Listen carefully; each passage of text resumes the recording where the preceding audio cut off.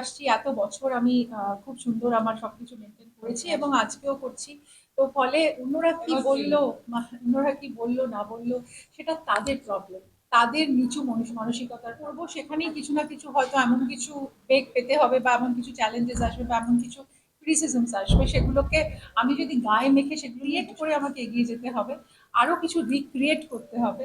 কিন্তু আমি যদি এগুলো নিয়ে বসে থাকি অ্যাকচুয়ালি আমি অনেক কিছুতেই নেভার মাইন্ড বলি। কারণ আমি এখন মানসিকতাটা আমার এমন হয়ে গেছে যে যেটাই আমি করব সেখানেই কিছু না কিছু হয়তো এমন কিছু বেগ পেতে হবে বা এমন কিছু চ্যালেঞ্জেস আসবে বা এমন কিছু ক্রিটিসিজমস আসবে সেগুলোকে আমি যদি গায়ে মেখে সেগুলো নিয়ে বসে থাকি তাহলে আমি আমার ক্রিয়েশনের প্রতি ইনজাস্টিস করবো। আমি বারবার একটা কথাই বলি যে ক্রিয়েট করে আমাকে এগিয়ে যেতে হবে।